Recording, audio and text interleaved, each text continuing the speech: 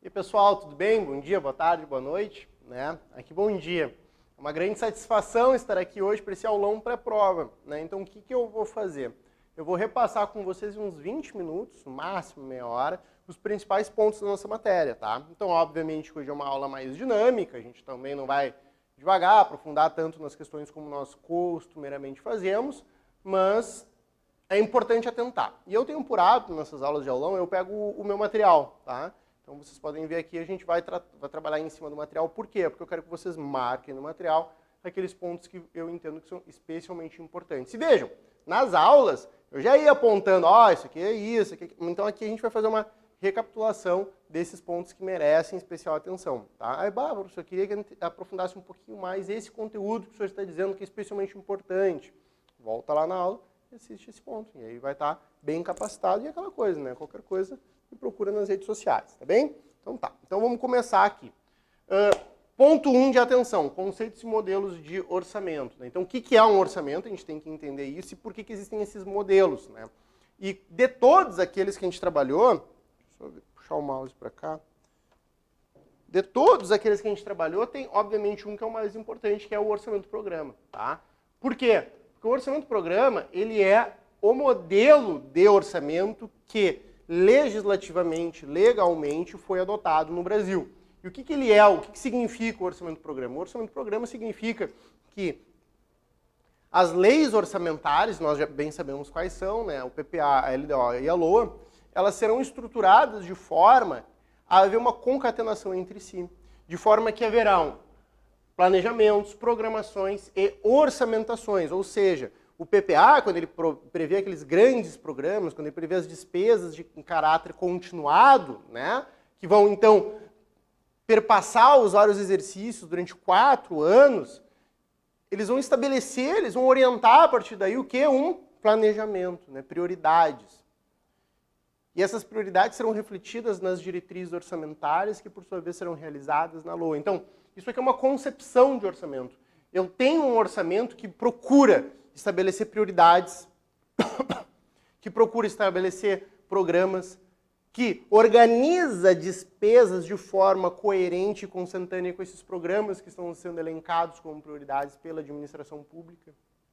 Eu priorizo a sua realização de forma a ser consentânea com um orçamento-programa. Tá? Então, por isso que ele é dividido em objetivos e propósitos, né? Ou seja, aquilo que a gente quer alcançar, programas, como que eu vou alcançá-los, custos dos programas, né, porque eu preciso orçamentar isso, preciso transformar isso em pecúnia, em dinheiro, para eu saber o quanto que essas metas realmente são atingíveis e eventualmente ter que adequá-las, e medidas de desempenho, o quanto que eu estou realizando isso tudo, para que eu possa, então, fazer eventuais ajustes de percurso, tá bem? Então, aqui, esse é o principal ponto. O orçamento participativo é importante também, né, porque ele tem uma característica especial de que ele se faz presente para municípios, tá? Mas com certeza o orçamento-programa é o principal ponto de atenção, que foi agora explicado para vocês. Em princípios orçamentários, matéria super importante, típica matéria de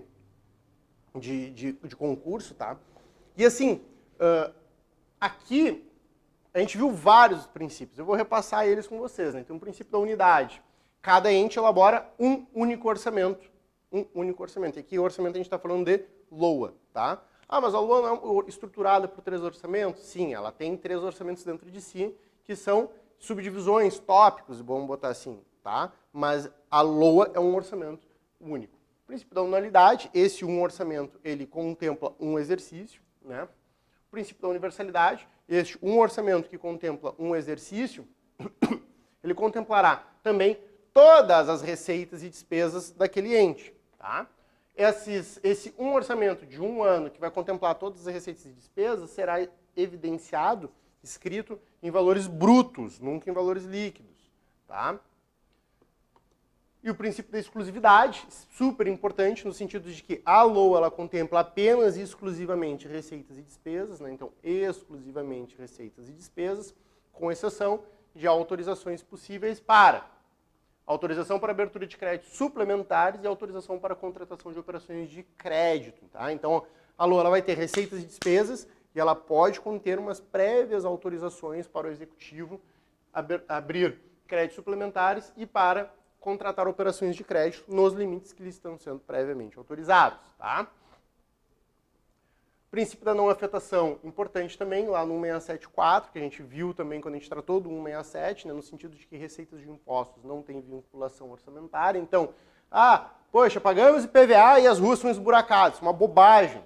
Isso é um erro técnico grave. Por quê? Porque o IPVA é imposto e o dinheiro de impostos o dinheiro de impostos é desvinculado, desafetado.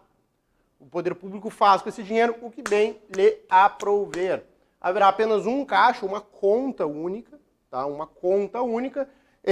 O poder público, no caso aqui o executivo, não pode ficar modificando a LOA depois que ela já for aprovada, mais precisamente ele não pode modificar a LOA depois que aquele ponto tiver a sua votação iniciada pelo executivo, que é a proibição de estorno. E o princípio da especificação, que diz respeito a classificações, a denotações, a evidenciações de valores no orçamento. O princípio da transparência, que é um princípio que para a gente aqui ele acaba ficando um pouco mais genérico, porque a gente não entrou em questões da lei de responsabilidade fiscal, mas que ele, vamos lá, ele é meio que autoexplicativo, né, no sentido de que ao poder público cabe a adoção de medidas de evidenciação e transparência fiscal, e o princípio do orçamento impositivo, que a gente viu também, que é aquele debate a respeito se o orçamento ele é autorizativo ou ele é impositivo. Ele é, por natureza, autorizativo, ou seja, o orçamento, uma vez validado, autoriza que o executivo incorra naquelas despesas, faça essas políticas, realize tais programas, etc, etc. Mas nós bem sabemos que o Brasil tem lá suas especificidades e que grande parte do orçamento ele é impositivo, de forma que a parte do orçamento tem que ser vinculada para a saúde, parte tem que ser para a educação, e assim a gente vai indo, tá? Bom, beleza. Então, isso foi o nosso primeiro bloco. A gente teve um segundo bloco bem extenso, bem importante, que a gente foi para a Constituição. E aqui, dessa primeira parte, o que vocês têm que lembrar? As repartições de receitas. Esse é o grande ponto. A gente fez um quadro resumo, né, em que a gente ficou tratando sobre essas repartições. Então, olha só, 20% do produto da arrecadação do imposto da União, que a União instituir no exercício da competência que lhe é atribuída pelo artigo 1541. O que isso aqui? É aquela competência residual que a gente tratou, né? Então, se isso aqui for instituído, 20% dessa arrecadação ela é dividido com quem? Com estados e Distrito Federal. Aí, sobre os municípios, né, a gente viu, inciso 2º aqui, sobre o ITR, 50% da arrecadação de ITR fica com os municípios, podendo ser majorada a 100% se o ITR como um todo for delegado ao município, né, as questões de fiscalização e arrecadação. A competência continua sendo federal, mas a realização dos atos de fiscalização e arrecadação pode ser delegado para os municípios, e se for delegado para o respectivo município, lhe cabe a integralidade da arrecadação do ITR. 3, 50% do produto da arrecadação dos estados sobre PVA. 50% do que os estados arrecadarem com PVA tem que ser repartido com seus respectivos municípios. 4, 25% do produto do ICMS. E aí a gente viu que existe um cálculo, né? Porque esse 25% ele é dividido 65% a partir de um critério, 35% a partir de outro. Esse critério é importante, mas mais importante de tudo é lembrar que é 25% do ICMS. Então, é 50% do ITR, podendo ser 100%, 50% do IPVA, 25% do ICMS, tá? Isso aqui para os municípios, né? Mas não para aqui. Porque assim, a gente viu ali coisas que pertencem aos estados e aos municípios. E aí a gente tem o que a União entregará. Então ela vai entregar 50%, tá? Do quê? Do imposto de renda e do IPI. Como? 21 inteiros e 5 décimos, vulgo 21,5% para os estados. 22,5% para os municípios. Vamos lembrar, fundo de participação dos estados e fundo de participação dos municípios são umas espécies de fundões em que esse dinheiro todo é jogado lá dentro e aí os seus respectivos beneficiários, estados e municípios, têm cotas partes a partir para obter parte daquele valor que ficar nesses fundos. Ah, mas qual que é o critério? Como é que a gente estipula essa cota parte? Não cabe aqui, não foi cobrado no nosso edital, não vamos nos preocupar com o que a gente não precisa se preocupar. Tá? E aí, essas duas linhas são as mais importantes, tá? A e B. Mas a gente tem outras aqui que vão evidenciar. Então, 3% para programas de financiamento ao setor produtivo das regiões Norte, Nordeste, etc, etc. 1% para o Fundo de Participação dos Municípios, que será entregue no primeiro decêndio do mês de dezembro de cada ano. 1% que será entregue no decêndio de julho de cada ano. Enfim, e aqui a gente tem aquela distribuição parcelada, né, ou periódica, que a gente vai verificar. Mas o que realmente é importante nesse primeiro inciso é A e B. 21,5% para os estados, 22,5% para os municípios de IPI e Imposto de Renda. 2. Olha lá.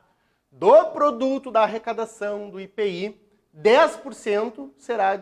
Então, a gente tem outros 10% aos estados e Distrito Federal. Como? Na proporção das exportações. Então, é um compartilhamento da receita tributária proveniente de operações de exportação com os estados na sua respectiva proporção das exportações que ocorrerem ali. Então, é uma espécie de incentivo, aspas nisso, né? Mas uma espécie de incentivo aos estados para fomentarem empresas exportadoras, né? Isso aqui é super importante. O 3 fala da CID Combustíveis, 29%.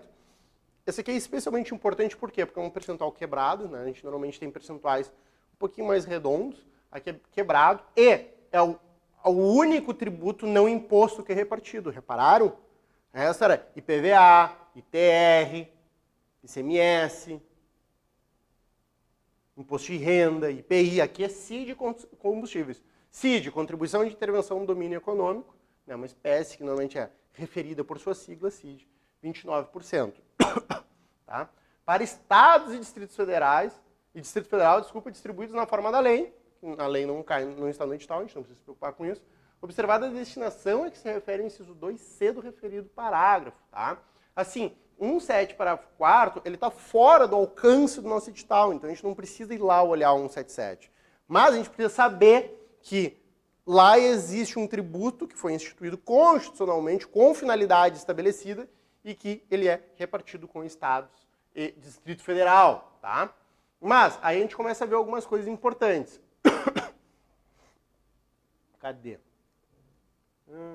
Aqui, ó, parágrafo 2º estabelece uma limitação, né? Nenhuma unidade federada poderá ser destinada a parcela superior a 20% do montante que se refere ao inciso 2º, que é aquele 10% de IPI sobre exportação. Então, digamos que o estado de São Paulo tivesse 80% das exportações do país. Ah, ele vai ficar com 80% daqueles 10%? Não. Existe um teto, que é 20%, tá? E aqui é importante, os estados entregarão aos seus municípios 25% dos recursos que receberem nos termos do inciso 2. Ou seja, desse IPI exportação, 1/4 eles têm que dividir com os respectivos municípios. Tá? E da mesma forma no que diz respeito a CID Combustíveis. Então, recapitulando, a gente tem divisão de IPI e Imposto de Renda, 21,5% para estados e Distrito Federal, 22,5% para municípios. A gente vai ter o IPI exportação, 10% na proporção das exportações, sendo que existe um teto de 20% para o ente federado. Né? Então, não importa o quão representativo determinado estado for, ele vai receber no máximo 20% desses 10% total do IPI exportação. Tá? E 29% da CID Combustíveis, sendo que os estados que receberem esse IPI exportação e que receberem esse CID exportação, 25% dessa sua participação, tá, tem que ser dividido com seus respectivos municípios. Show? Então, assim, ó, essa parte, na boa, é muito importante. Tá? Então, tem que saber o que é orçamento-programa, tem que saber os princípios e tem que saber esse quadrinho aqui de divisões. Tá? Tem que saber. Ah, mas achei difícil ler isso aqui tudo. Eu também acho, por isso que eu desenhei. Tá? Então, quem quiser, lembra lá a nossa aula e busca. Eu vou ir direto ao ponto, tá, gente? Assim, toda matéria é importante, tá? Assim, eu adoraria ter desde já o gabarito da prova para dizer para vocês o que vai cair. Não tem. Ah, pode ser que caia um 160, 161, 162, pode ser. Mas assim, na última prova que teve desse concurso que vocês vão fazer, a minha matéria teve uma questão. Só uma, tá? Assim, eu acho pouco provável que essa uma questão seja desses artigos. Vocês têm que ler, vocês têm que ver as aulas, vocês têm que estudar, obviamente. Mas, se for, a gente está falando de aulão pré-prova, né? Nessa reta final, o que eu vou revisar, o que eu vou aprofundar, eu acho que tem coisas mais importantes. Então, por isso que eu estou pulando essa parte, tá? O 63 ele é importante porque ele delega, tá, a lei complementar competência para dispor sobre um monte de coisas. Só que essa lei complementar não está no nosso edital. Então, assim, não tenho eu que me preocupar com isso aqui agora, tá? Que é a lei de responsabilidade fiscal. 163A, eu acho que ele é relevante, porque ele vai falar sobre transparência, então ele é um corolário constitucional de transparência fiscal, né? Vejam, os municípios disponibilizarão, né? A União, os Estados e o Distrito Federal, os municípios disponibilizarão suas informações e dados contábeis, orçamentários e fiscais. Quanto que o município de Porto Alegre está gastando com educação? Eu tenho que saber. Tá? E aí a lei de responsabilidade fiscal, ela vai instrumentalizar isso, ela vai trazer uma série de obrigações de relatórios, periodicidade, etc, etc, etc. Tá? Mas a Constituição já diz, ó, deverão, disponibilizarão, né? Por isso que eu boto aqui, ver lei de responsabilidade fiscal, para quem tiver interesse em aprofundar isso, né, gente? Não, eu quero ir para o 165. 165 eu acho que é bem importante. Aqui, 165 tem que saber inteiro, tá? 165 e 166 e 166A e 167. Então, esses próximos artigos aqui, eles são realmente importantes, ao meu ver. Tá? Se eu fosse fazer a prova que vocês vão fazer, eu faria uma questão muito provavelmente sobre esses artigos.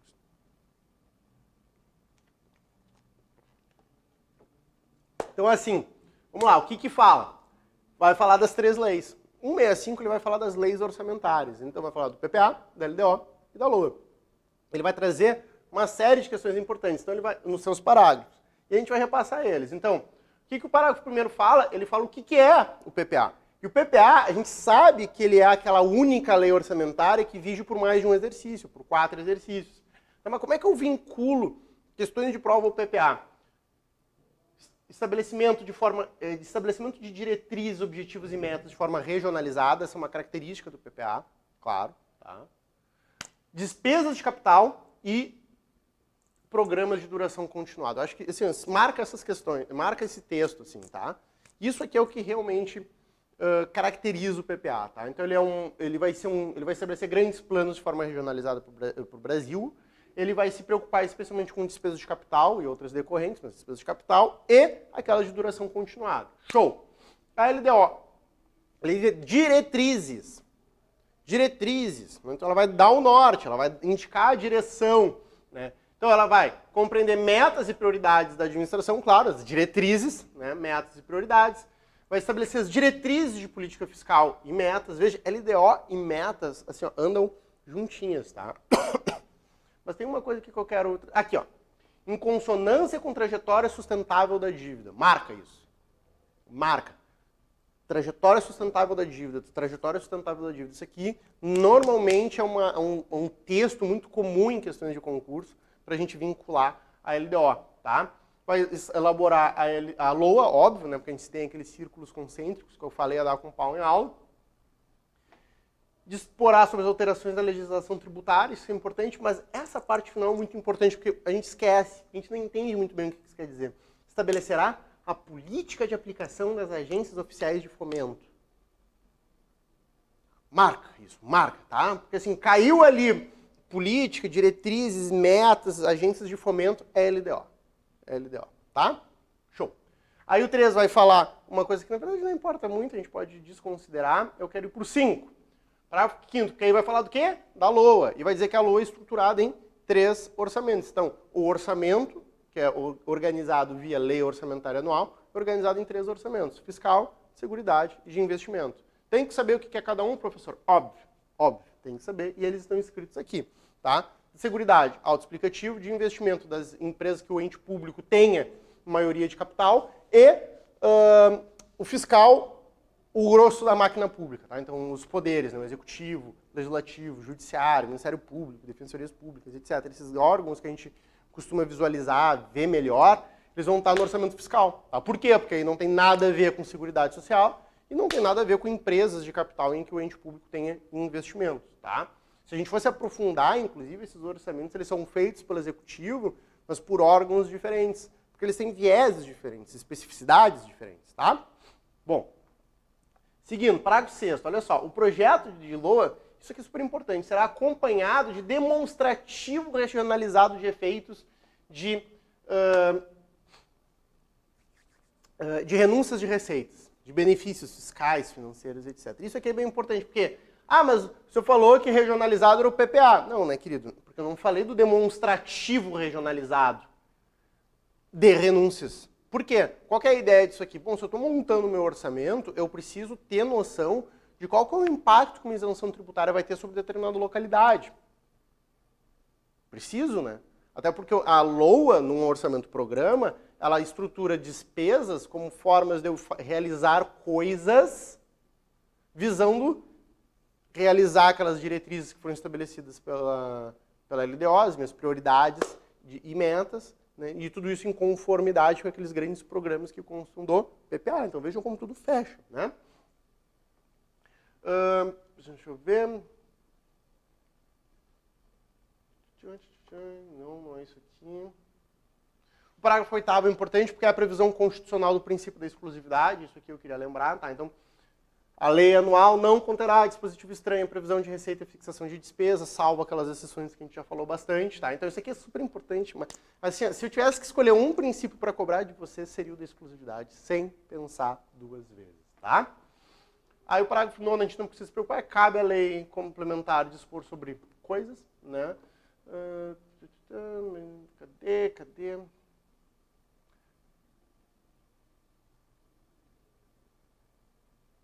Não. Aqui, o 12. 12 é importante.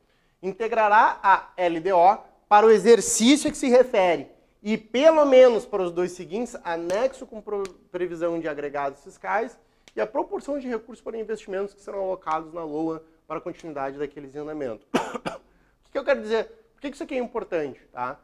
Não é o parágrafo 12 em si, mas eu quero que vocês lembrem uma coisa. A LDO, de forma geral, ela vai trazer estimativas e metas para o exercício atual e os próximos 2. Tá? Então, assim, se cair alguma questão com prazos, e a gente vai falando de LDO, lembrem, atual mais 2. É tipo um parcelamento, é 1 mais 2. Tá? Lembrem disso. Lembrem disso.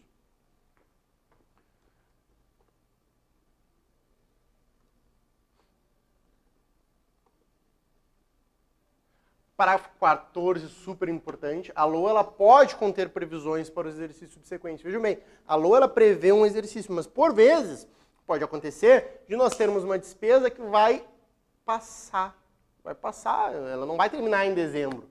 Tá? E veja, não é uma despesa de caráter continuado, como por exemplo folha de pagamento. Não, eu estou falando de daqui a pouco uma duplicação de uma rodovia. Né? O gestor público, ao orçar essa obra, ele já sabe, ele tem ali o cronograma. Cara, não vou terminar até o final do ano. Pode ir até abril do outro ano. Tá? Pode, não tem problema. Não tem problema. Tá? Porque isso um dia já foi uma dúvida. Tá? Mas claro, né, isso desde que esteja em consonância com o PPA. Tá? Show. Eu acho que esses são os principais pontos do 165. Espero que vocês estejam aí anotando, sublinhando. Agora a gente vai para o 166, que é um super difícil. Eu acho, 165 eu acho super interessante, porque ele faz sentido, a gente consegue vincular. Agora, 166 ele é mais técnico, né? Então, vamos focar nisso aqui, porque ele é bem importante. O que fala o 166 do trâmite legislativo das leis orçamentárias? Ele já começa super importante, porque ele vai falar da Comissão Mista Permanente Orçamentária. Né? Então, CMPO, que a gente falou bastante. Por que mista? Porque tem deputados e senadores. Por que permanente? Porque ela nunca é dissolvida. Uma CPI, né, uma Comissão Parlamentar de Inquérito, por exemplo, que a gente está vendo aí se é aberta, se vai ser aberta ou não, enfim, qual que é o andamento que vai ser dado por causa dos escândalos no Ministério da Economia, ela é temporária, porque ela tem um propósito específico. Né? Terminou de fazer o inquérito daquela questão que se está investigando, ela é dissolvida e vida que segue. Essa aqui não. Tá? Por quê? Porque todo ano a gente vai tendo o orçamento sendo elaborado, votado, discutido, ajustado, retificado. É um trabalhão do caramba. Tá? E aí o que cabe a essa comissão fazer? Pô, ela vai receber os projetos de lei orçamentária do Executivo, vai deliberar a respeito deles, vai examinar e emitir parecer sobre eles. Né? Vai examinar e emitir parecer sobre os planos e programas nacionais. Vai exercer o acompanhamento e a fiscalização orçamentária. Né? Então, por exemplo, periodicamente o Executivo tem que submeter demonstrações de contas a essa comissão.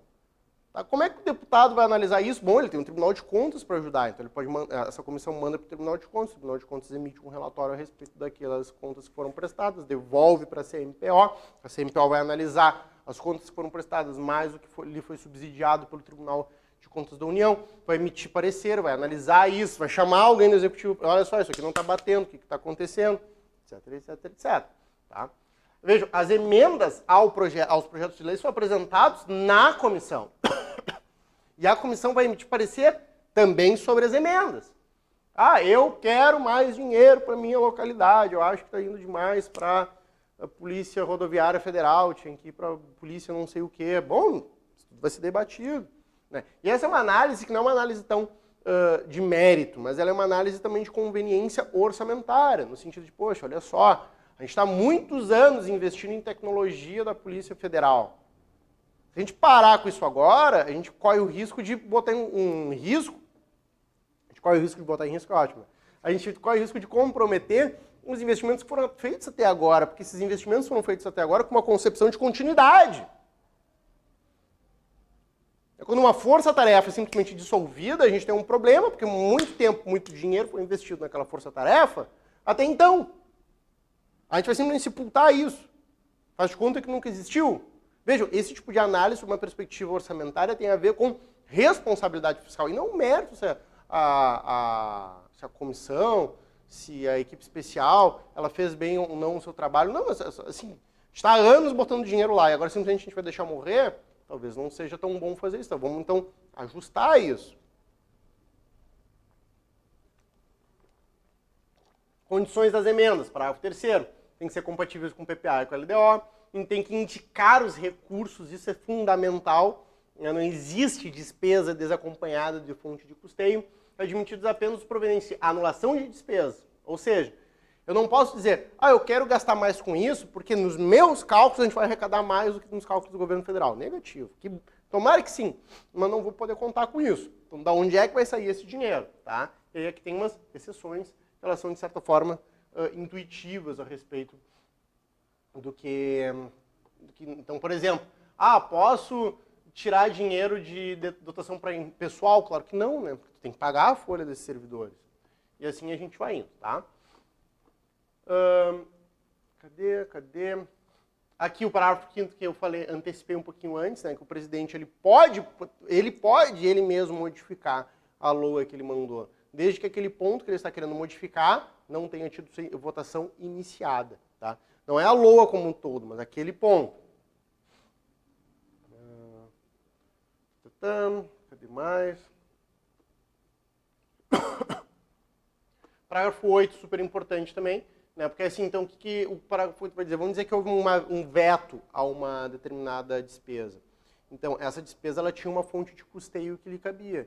Então, agora essa fonte de custeio está livre, né? Porque ela não está vinculada a uma despesa. Então, o parágrafo 8º vai dizer que ela pode ser utilizada, então, para outra coisa, né? Mediante créditos especiais ou suplementares que a gente viu. Parágrafo 9º, as emendas individuais. O parágrafo 9º é super importante. Isso aqui, assim, tem que saber que as emendas individuais, que são impositivas, elas serão aprovadas até o limite de 1,2% da receita corrente líquida prevista no projeto encaminhado, que é diferente das emendas de bancada, que a gente vai ver na sequência. Está aqui no 11, isso, né? Que aí é 1,2% da receita corrente líquida realizada no exercício anterior, né? Então, o parâmetro de quantificação ele é diferente, tá? Então, parágrafo 9, super importante. Parágrafo 11, que foi o que a gente conversou agora.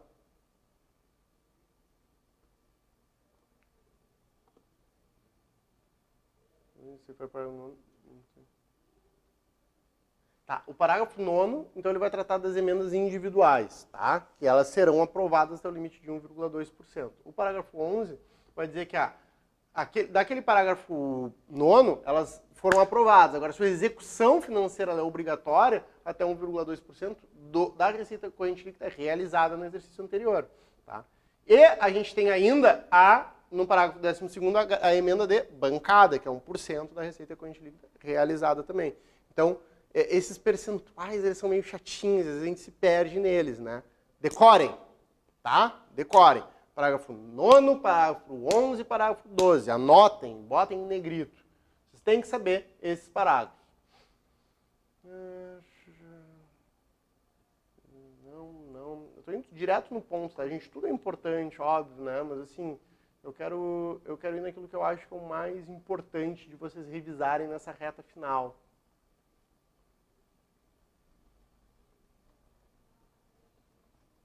Cadê? 66A, tá. O 66A, agora a gente passou então para o 66A, eu acho ele super importante, por quê? Porque ele traz uma classificação que é muito fácil de entender e boa de ser cobrado. Então, as emendas individuais impositivas apresentadas ao projeto de lei poderão alocar recursos a Estados, Distrito Federal e aos municípios. Já vi questão de prova, assim, pode haver emenda individual para alocar de receitas do orçamento federal em estados, municípios e Distrito Federal? Pode, tá aqui, ó, o 66A, pode. Então, o orçamento da União ele pode ser realizado via os outros entes, tá? Quando? Via transferência especial ou com finalidade definida, tá? E o que é uma coisa e o que é outra? Está nos parágrafos. O parágrafo 2º vai dizer: na transferência especial, a que se refere ao inciso 1º, serão repassados diretamente ao ente federado, independentemente de celebração de convênio. Cadê? Peraí. Não. Cadê? Não. Aqui, exatamente.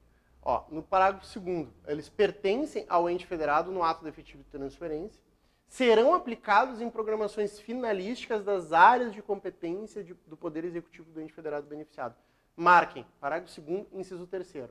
O que é uma transferência especial? Está aqui no inciso 3º do parágrafo 2º. Ela é um dinheiro da União que é transferido para outro ente para que esse outro ente faça algo de sua competência, mas que por algum motivo a União entenda especialmente importante. Por exemplo, segurança pública, né? Normalmente brigada militar, órgão estadual. Vamos supor, então, que esteja ocorrendo uma criminalidade em níveis absurdos e não tem orçamento estadual para fazer frente a um orçamento que a polícia precise. A União ela pode, então, né, visando realizar isso, ou contribuir com isso, ela vai, então, estabelecer, via emenda individual, vamos lembrar. Então, os parlamentares têm que gastar cartucho, porque eles têm 1,2% da receita corrente líquida para fazer valer as suas emendas individuais.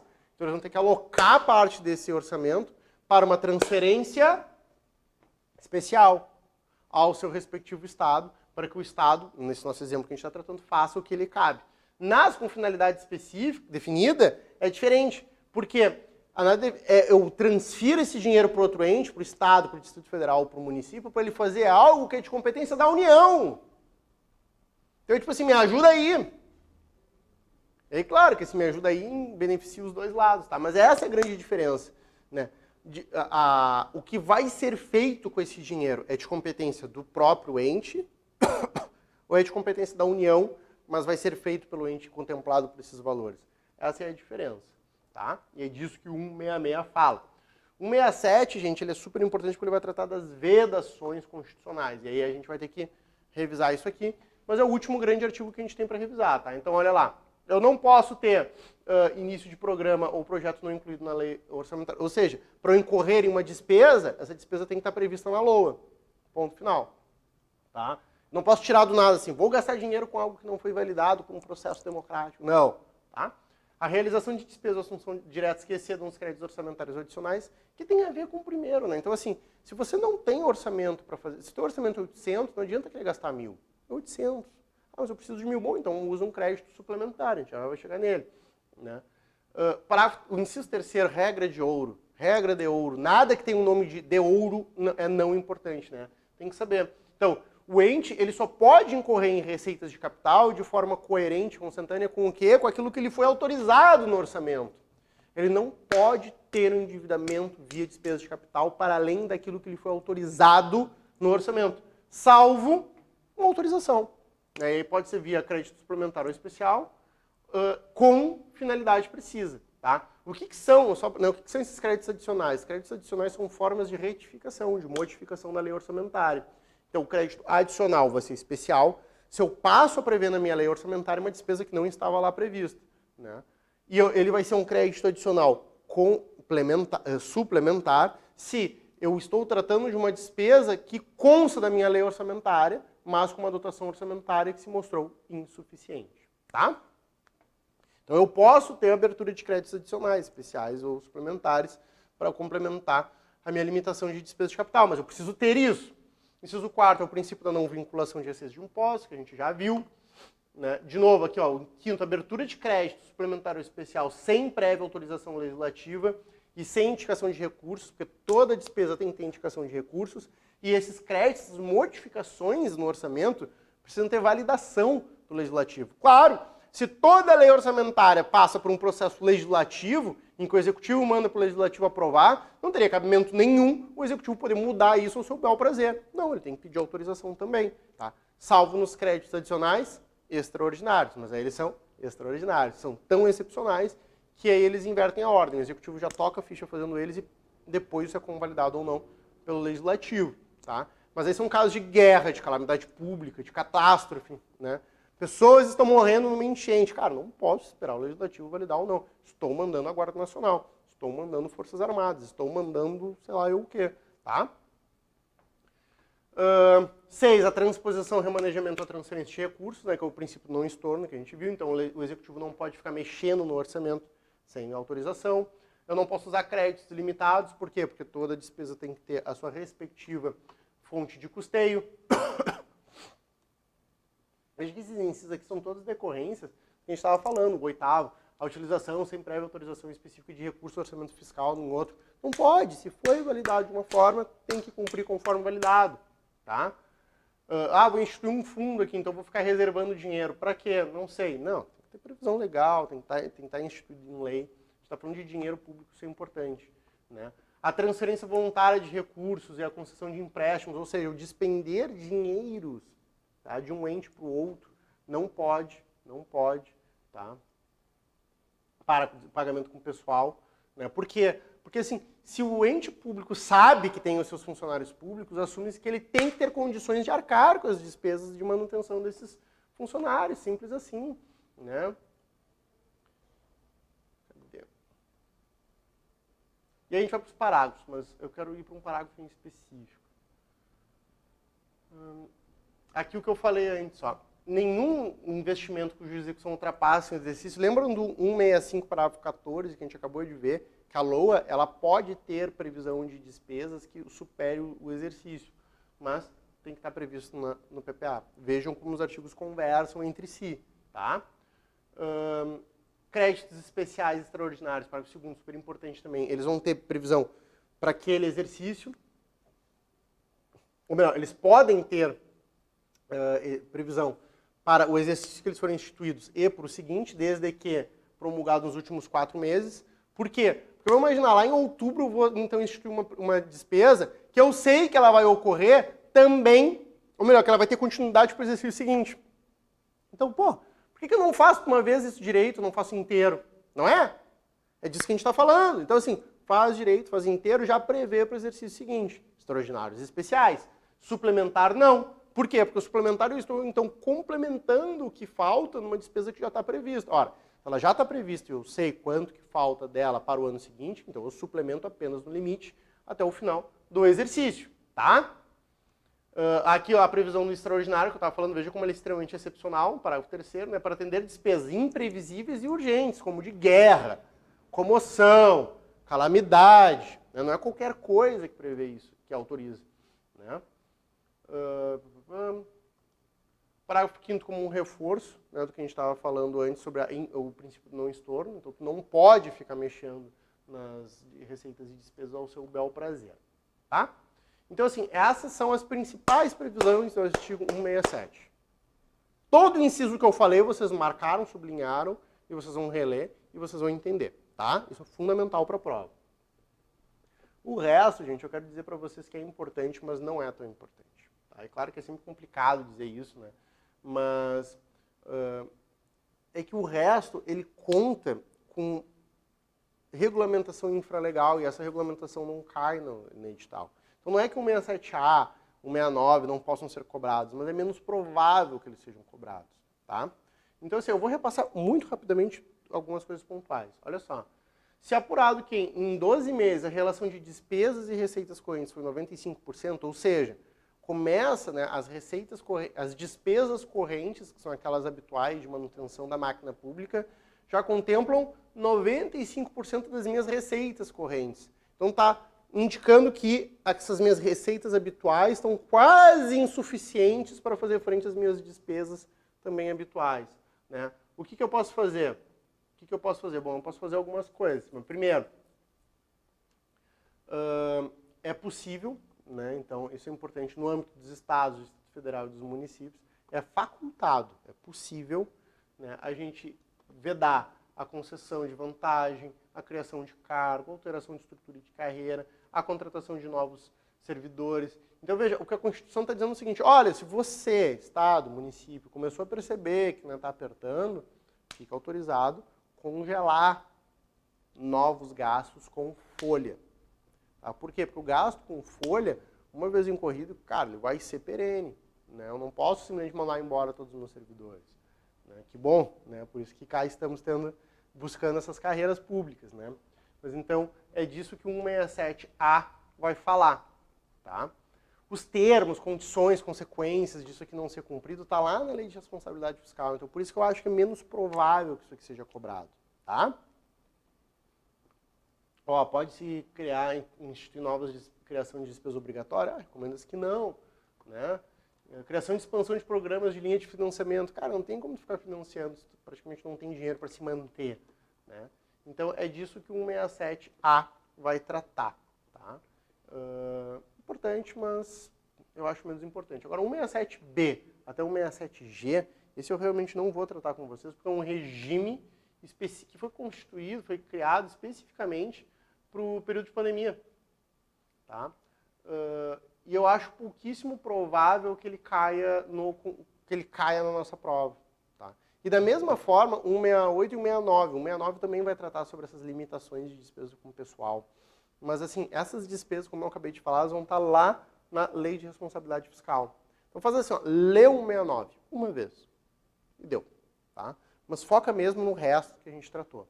E aqui, gente, nessa parte final, que é receitas e despesas extra-orçamentárias. Né? E aí, para entender o que é uma receita e uma despesa extra-orçamentária, eu tenho que entender o que é uma receita e uma despesa orçamentária. Bom, receitas orçamentárias são aqueles ingressos de valores no caixa do ente público que tenham definitividade e disponibilidade. Então, eles entram com a pretensão de lá ficar, para que o ente público possa fazer com eles o que bem lhe aprouver. Tá? Então, o que são receitas extra-orçamentárias? São receitas que não são, que apenas transitam pela contabilidade do ente público, então que não lhes pertencem efetivamente. E a gente tratou de alguns exemplos. Tá? Deixa eu ir para os exemplos aqui. Eu falei, então, quais são as espécies de receitas orçamentárias. Deixa eu ver, eu tinha botado aqui. Calções, depósitos judiciais, resto a pagar, antecipação de receitas, aquelas operações de crédito, né, em que eu faço um mini empréstimo agora para já pagar ele na sequência. Então, esses aqui são bons exemplos, é bom decorar esses exemplos, tá? Porque são eles que costumam cair em prova. Tá? Depósitos judiciais, então, a rodo. Tá, e despesas orçamentárias e extra-orçamentárias. As despesas extra-orçamentárias são aquelas despesas que elas vão acabar surgindo no meu orçamento, mas que elas não dizem respeito ao meu orçamento vigente, como, por exemplo, restos a pagar.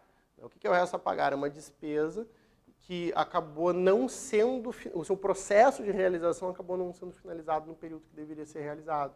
Isso vai acabar acontecendo no ano seguinte. Né? Então, é como se fosse um processo de realização de despesa que passa, né, aqui até o final do ano. Então, ele acaba passando, não deu tempo. Normalmente é vinculado a alguma eventualidade. E a gente viu que os restos a pagar podem ser processados ou não processados, conforme tenham sido liquidados ou não. Né? Restos a pagar, eu acho que é o grande exemplo, tá, de despesa extra-orçamentária, que é o que eu recomendo que vocês realmente prestem atenção. Tá bem? Então, vejam, eu tomei o cuidado de repassar todo o conteúdo que nós vimos nas nossas aulas, indicando os pontos mais importantes. Quanto tempo de aula deu? Então até me passei do que eu tinha planejado. Mas então tá, fica de brinde aí para vocês. Tá? Um baita aulão pré-prova. Tá? Tá bem, gente? Bom proveito, boa prova, boa sorte e qualquer coisa, me procure. Muito obrigado.